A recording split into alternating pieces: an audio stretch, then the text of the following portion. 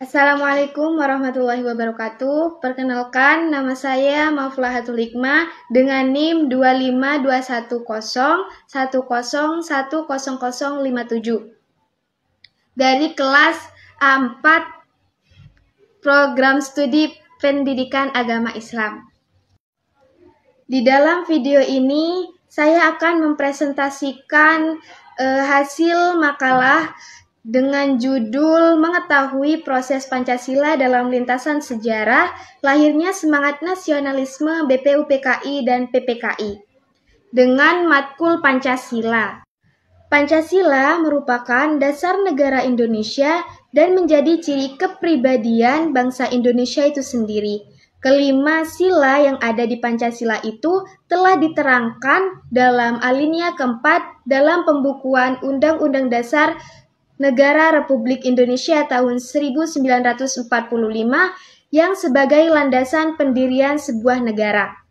Bahkan sebelum tahun 1945 di Indonesia, nilai-nilai Pancasila sudah melekat di jiwa masyarakatnya. Pada masa BPUPKI, semangat nasionalisme rakyat Indonesia semakin menguat seiring dengan kesadaran untuk meraih kemerdekaan dari penjajahan. Pada fase inilah Pancasila sebagai dasar negara mulai digali dan diperbincangkan oleh para tokoh bangsa. Dalam sidang-sidang BPUPKI, gagasan mengenai negara merdeka, persatuan dan keadilan sosial mulai dirumuskan. Selanjutnya dalam PPKI, semangat tersebut semakin disempurnakan dan diwujudkan dalam Piagam Jakarta yang menjadi landasan lahirnya Pancasila. Setelah proklamasi kemerdekaan, semangat nasionalisme yang tumbuh melalui BPUPKI dan PPKI terus mempengaruhi penyusunan dasar negara. Pancasila sebagai ideologi negara menjadi simbol persatuan Indonesia meskipun ada perubahan pada rumusan awal.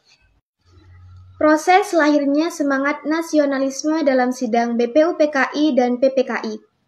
Semangat nasionalisme Indonesia tumbuh dan berkembang melalui perjuangan panjang termasuk dalam sidang-sidang penting yang diselenggarakan oleh Badan Penyelidik Usaha-Usaha Persiapan Kemerdekaan Indonesia atau yang dikenal dengan BPUPKI dan Panitia Persiapan Kemerdekaan Indonesia atau yang dikenal juga dengan PPKI.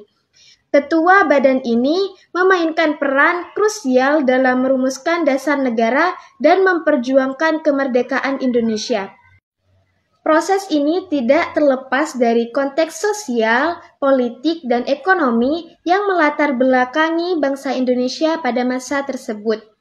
Sebelum sidang BPUPKI dan PPKI, bangsa Indonesia berada dalam penjajahan kolonial yang panjang, yang memunculkan rasa ketidakadilan dan penindasan. Keinginan untuk merdeka dan melepaskan diri dari cengkraman kolonialisme Belanda semakin menguat. Cengkraman kolonialisme berarti kondisi penindasan, penguasaan, dan penderitaan yang dialami bangsa Indonesia akibat kekuasaan penjajah. Maksudnya, kolonialisme bukan hanya menguasai wilayah dan ekonomi, tetapi juga eksploitasi ekonomi, penindasan sosial, dan pembatasan politik serta pemerasan budaya. Karena cengkraman itu sangat kuat dan menindas, maka timbullah semangat nasionalisme, yaitu kesadaran untuk melawan penjajahan, membela hak, dan memperjuangkan kemerdekaan. Seiring dengan itu, muncul berbagai aliran pemikiran nasionalisme yang terinspirasi dari pergerakan kemerdekaan dunia, seperti di India, di Afrika, dan di negara-negara lainnya yang mulai merdeka. Semangat nasionalisme yang muncul di Indonesia dipicu oleh berbagai faktor. Di antaranya yang pertama, kesadaran akan kesamaan nasib di bawah penjajahan kolonial. Yang kedua, perkembangan pendidikan dan organisasi pergerakan yang memperkenalkan gagasan-gagasan kebangsaan dan kemerdekaan. Dan yang ketiga, kemenangan negara-negara lain atas penjajahan yang memberikan inspirasi bagi rakyat Indonesia untuk berjuang demi kemerdekaan. BPUPKI adalah badan yang akan mempersiapkan dan merumuskan segala hal yang mendasar bagi berdirinya suatu negara dan bangsa merdeka. Sidang BPUPKI yang pertama kali digelar pada 28 Mei 1945 merupakan titik awal terbentuknya semangat nasionalisme yang lebih terstruktur. Disinilah mulai dibahas tentang bagaimana Indonesia akan diorganisir setelah merdeka dan bentuk negara yang diinginkan. Setelah Indonesia merdeka, negara membutuhkan suatu sistem yang jelas untuk menjalankan pemerintahan dan memastikan keberlanjutan negara. Hal ini mencakup berbagai hal. Yang pertama, pengaturan struktur pemerintahan. Selain merdeka, Indonesia harus menentukan bagaimana struktur pemerintahan akan dijalankan. Apakah Indonesia akan menggunakan sistem presidensial, parlementer, atau bentuk lain dari pemerintahan? Apakah ada pemisahan kekuasaan antara eksekutif, legislatif, dan yudikatif? Begitu. Dalam sistem presidensial, Presiden adalah kepala negara sekaligus kepala pemerintahan. Dalam sistem ini, presiden dipilih langsung oleh rakyat dan memiliki kekuasaan eksekutif yang lebih besar dibandingkan dengan lembaga lainnya, seperti legislatif, DPR, dan yudikatif. Yang kedua, pengaturan hukum dan undang-undang dasar. Setelah merdeka, negara harus memiliki aturan dasar yang mengatur semua aspek kehidupan bernegara. Ini termasuk menentukan ideologi atau dasar negara yang akan menjadi landasan hukum negara, yaitu Pancasila yang disepakati dalam sidang BPUPKI dan PPKI.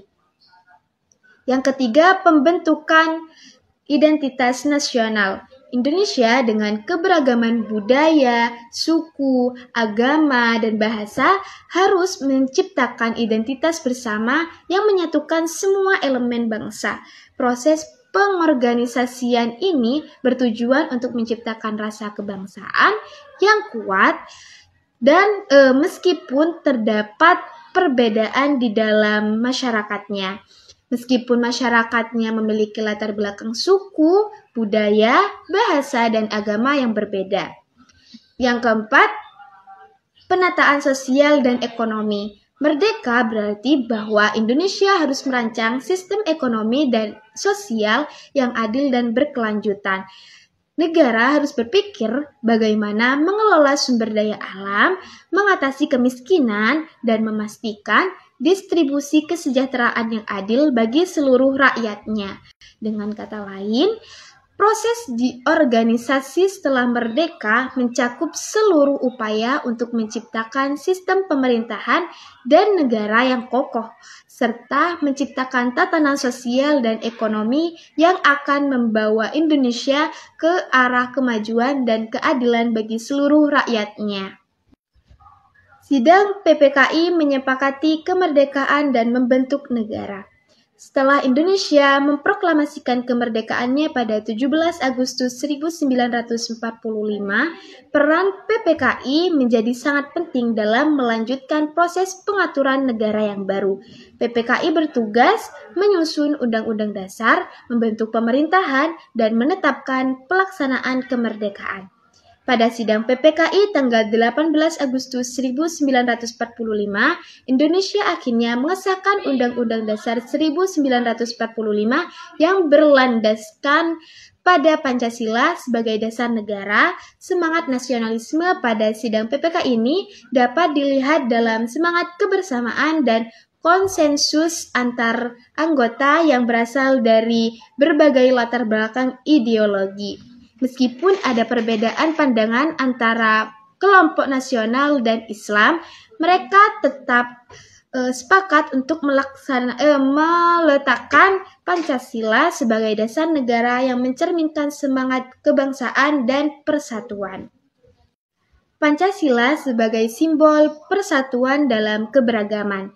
Pada masa sidang BPUPKI, semangat nasionalisme muncul sebagai reaksi terhadap penjajahan yang panjang dan kesadaran bahwa Indonesia perlu memiliki dasar negara yang dapat menyatukan beragam suku, agama, dan budaya.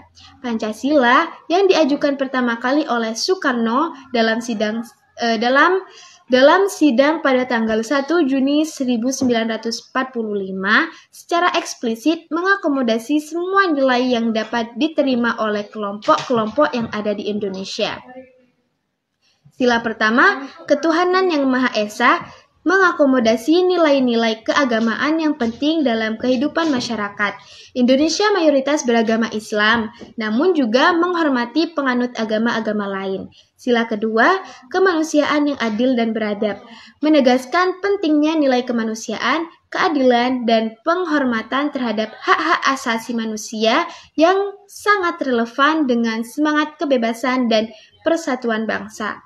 Sila ketiga, persatuan Indonesia, jelas mencerminkan semangat untuk membangun kesatuan bangsa Indonesia yang terdiri dari ribuan pulau dan beragam jenis.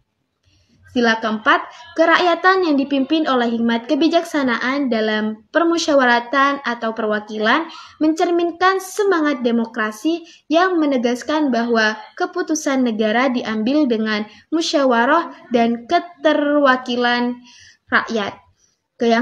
Sila yang kelima, keadilan sosial bagi seluruh rakyat Indonesia mencerminkan cita-cita untuk mencapai pemerataan dan keadilan bagi semua lapisan masyarakat tanpa memandang latar belakang sosial, ekonomi, dan etnis. Pancasila mengakomodasi semua elemen ini, memberikan ruang untuk perbedaan, namun tetap mengedepankan nilai-nilai bersama yang dapat menyatukan bangsa Indonesia yang sangat beragam. Dalam konteks ini, Pancasila menjadi alat untuk memperkuat semangat nasionalisme, yakni rasa cinta dan kebangsaan terhadap bangsa tanah air Indonesia. Pancasila sebagai landasan ideologi negara yang merdeka. Sidang-sidang BPUPKI dan PPKI di tengah momentum besar bagi bangsa Indonesia, yaitu upaya untuk mewujudkan kemerdekaan setelah berabad-abad dijajah. Pada masa itu, muncul pertanyaan besar mengenai bentuk negara yang akan diterapkan setelah kemerdekaan. Pancasila yang berakar dari semangat nasionalisme yang berkembang menjawab tantangan ini dengan memberikan landasan ideologi yang sesuai dengan kebutuhan dan keadaan bangsa Indonesia. Pancasila sebagai pengikat ideologi nasionalisme yang demokratis, perdebatan di BPUPKI antara kelompok Islam dan golongan nasionalis menunjukkan adanya perbedaan pandangan mengenai dasar negara. Namun, Pancasila mampu menjembatani perbedaan tersebut. Sebagai ideologi dasar negara, Pancasila mengandung unsur-unsur yang dapat diterima oleh semua pihak, baik yang beragama Islam maupun yang tidak, baik yang menginginkan negara Islam maupun yang menginginkan negara sekuler. Peran Pancasila dalam proses pembentukan negara baru.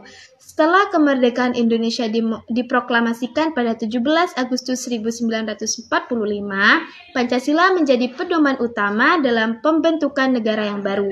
Sidang-sidang PPKI yang dilanjutkan setelah proklamasi kemerdekaan mengesahkan Undang-Undang Dasar 1945 yang berlandaskan pada Pancasila. Dengan demikian, Pancasila yang hanya sekedar sebuah ideologi, tetapi juga menjadi rambu-rambu negara yang mengarahkan setiap kebijakan dari keputusan pemerintahan.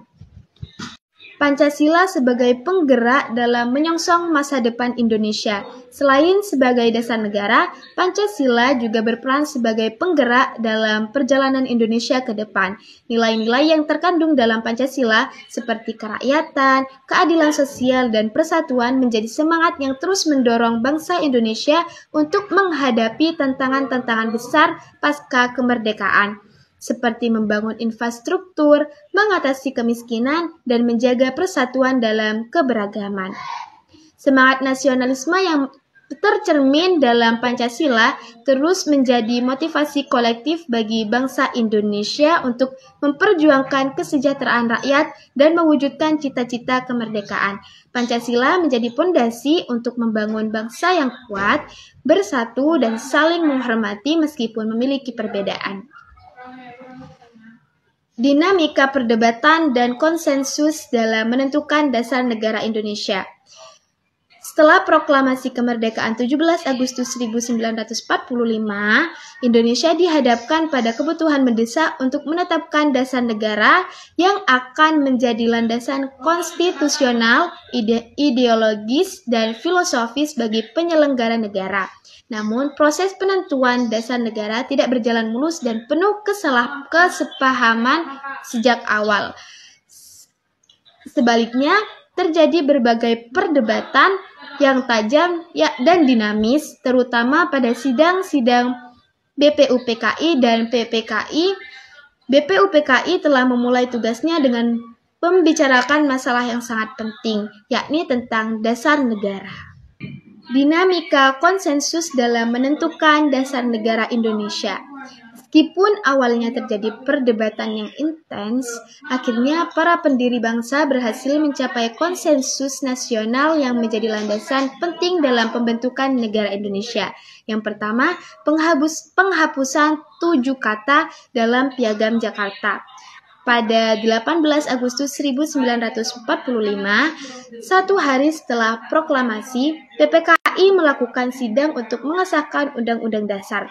Dalam sidang ini, demi menjaga persatuan dan integrasi nasional, terutama agar rakyat dari Indonesia bagian timur tidak merasa tidak diikutsertakan, 7 kata dalam sila pertama di Piagam Jakarta dihapus. Yang kedua, penerimaan Pancasila sebagai dasar negara. Setelah penghapusan 7 kata, Pancasila sebagaimana termasuk dalam pembukaan Undang-Undang Dasar 1945 diterima sebagai dasar negara yang final. Pancasila dianggap mampu menjembatani sebagai berbagai perbedaan ideologi, agama, budaya, dan suku bangsa. Yang ketiga, makna konsensus nasional.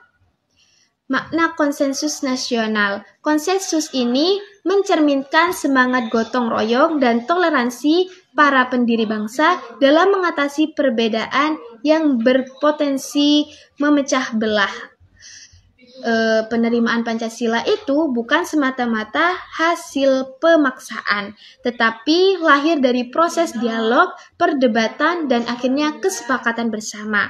Hal ini memberi legitimasi historis dan moral terhadap Pancasila sebagai dasar negara. Dengan demikian, proses perumusan Pancasila dalam lintasan sejarah BPUPKI dan PPKI tidak hanya menghasilkan dasar negara secara formal, tetapi juga melahirkan semangat nasionalisme yang khas Indonesia. Pancasila menjadi simbol kesepakatan luhur bangsa, lahir dari perbedaan, tumbuh dalam semangat kebangsaan, dan menjadi perekat bangsa Indonesia hingga hari ini.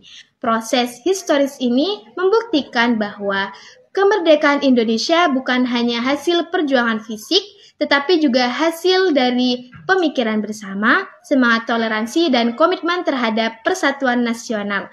Demikian yang dapat saya jelaskan dalam video ini. Kurang lebihnya mohon maaf. Wassalamualaikum warahmatullahi wabarakatuh.